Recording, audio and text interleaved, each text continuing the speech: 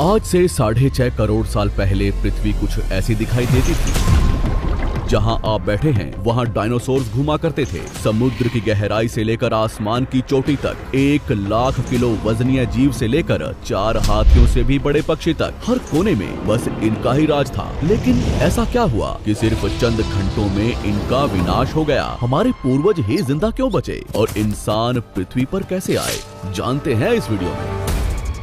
समय में थोड़ा पीछे चलते हैं। ये है हमारी पृथ्वी। उस वक्त ऑक्सीजन ज्यादा होने की वजह से 30-35 महले की बिल्डिंग जितने ऊंचे पेड़ हर जगह दिखाई देते थे और इनमें रहते थे डायनासोर। ये है 8 मंजिला ऊंचा अर्जेंटोसोरस। एक दिन में ये कई जंगल चर जाते थे। उस वक्त पृथ्वी कुछ ऐसी दिखाई देती थी। ये है चूने के रेगिस्तान, जहाँ लाखों सालों से बरसात नहीं हुई। यहाँ भी इनका बोलबाला है। ये है हमारा भारत, जो एशिया की तरफ बढ़ रहा था। उस वक्त भारतीय जमीन लावा से भरी रहती थी और यहाँ पाए जाते थे राजासोरस। यहाँ का कुछ अलग ही मंजर है। 7 बस जितने लंबे जीव से लेकर इंसान जितने बड़े केकड़े तक। बाहर आकर देखो तो कई किलोमीटर लंबे अमेरिकी रेगिस्तान में पाए जाते थे टाइटेनोसोरस।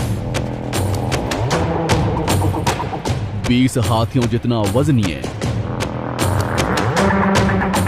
8 महले की बिल्डिंग से भी ऊंचे ये जीव आज यहाँ बच्चे पैदा करने इकट्ठा हुए हैं। दुनिया के हर कोने में डायनासोर्स की आवाजें गूंज रही थी, लेकिन इन्हें क्या पता था कि आज इनका अंत होने वाला है।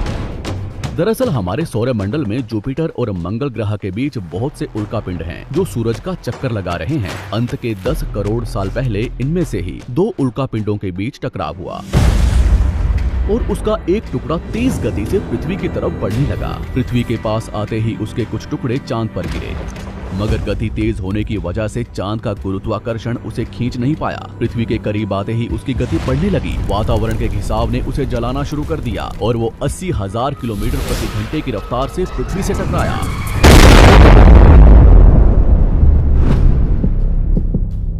यहाँ रात के 1:30 बज रहे थे। टकराने से 4 मिनट पहले पूरी पृथ्वी पर उजाला हो चुका था। इसकी चमक को देख नजदीकी जानवर अंधे हो चुके थे।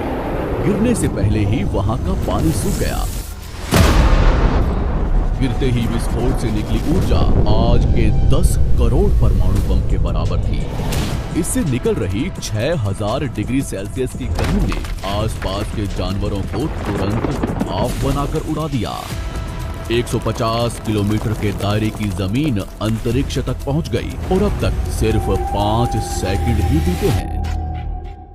इस विस्फोट से जन्मी झटके की लहर 550 किलोमीटर प्रति सेकंड की रफ्तार से आगे बढ़ी। इसने पत्थरों को गोले की रफ्तार से उड़ाना शुरू कर दिया। आसपास की नदियां उल्टी बहने लगी। जंगल के पेड़ नीचे गिरने लगे। पहाड़ों ने दम तोड़ना शुरू कर दिया। इसके कुछ ही सेकंड बाद आई भयंकर गर्मी की लहर ने उड़ रहे पत्थरों को पिघलाकर लावा बना दिया। संपर्क में आने वाला हर एक पानी तुरंत भाप बन रहा था। समुद्र के अंदर उबाल शुरू होने लगा। पलक झपकते ही जंगल सूख रहे थे।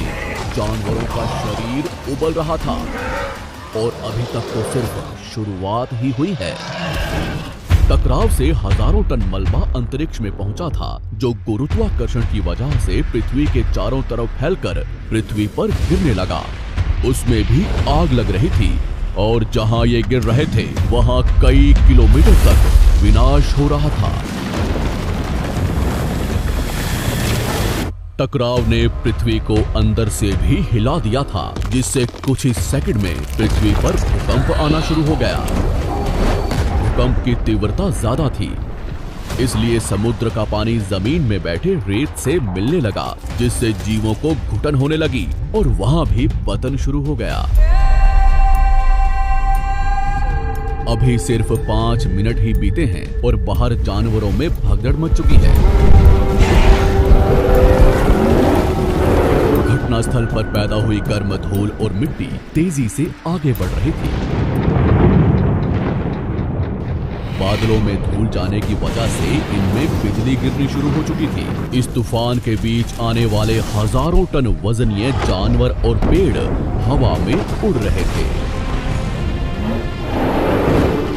कुछ ही देर में ये तूफान अफ्रीका तक पहुंचा, जिससे वहां के चूने के रेगिस्तान वातावरण में मिलने लगे और बादल जहरीले होने शुरू हो गए।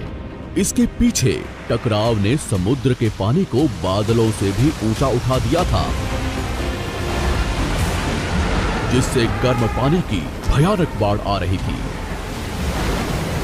5 घंटे के अंदर पूरी पृथ्वी धूल से ढक गई।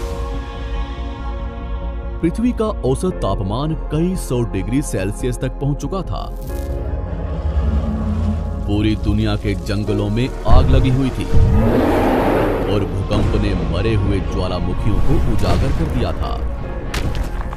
हर सेकंड पृथ्वी गर्म हो रही थी, ऑक्सीजन कम हो रहा था, पृथ्वी पर जमी बर्फ पिघल रही थी और नदियों में बाढ़ आना शुरू हो चुका था। इस महाविनाश के बाद ज्यादातर जमीन में रहने वाले कीड़े मकोड़े और स्तनधारी जीव ही जिंदा बचे थे। पृथ्वी की 70% आबादी विलुप्त हो चुकी थी। कुछ डायनासोर्स अभी भी जिंदा थे, जो या तो छोटे थे या उन्हें किसी गुफा ने बचा लिया था। समुद्र की गहराई में रहने वाले जीव भी सलामत बचे थे, लेकिन अब उनका भी समय खराब होने वाला था। कुछ ही दिनों बाद जहरीले बादल पूरी दुनिया में बरसना शुरू हो गए। दिन ब दिन समुद्र जहरीला होने लगा, जिससे समुद्री जंगल भी मरना शुरू हो गए। धूल से ढकी ये पृथ्वी ठंडी पड़ रही थी और कुछ ही महीनों में पूरी पृथ्वी बर्फ से ढक गई। हमारे पूर्वजों को डायनासोर से डरकर कुछ भी खाकर कम ऑक्सीजन के बावजूद भी महीनों तक जमीन में रहने की आदत थी। जमीन के अंदर गर्माहट थी और अंदर छोटे जीवों का पूरा साम्राज्य। इस घटना के कुछ साल बाद तक भी डायनासोर्स अब तक जिंदा थे, लेकिन इनके होने के बावजूद भी ऐसा क्या हुआ कि ये जमीन में रहने वाले स्तनधारी जीव आसानी से जमीन पर रहने लगे? वो डायनासोर्स कहाँ गए? पृथ्वी पर इंसानों का जन्म कैसे हुआ? सिर्फ इंसान ही विकसित क्यों हो पाए? जानते हैं हमारी अगली वीडियो में।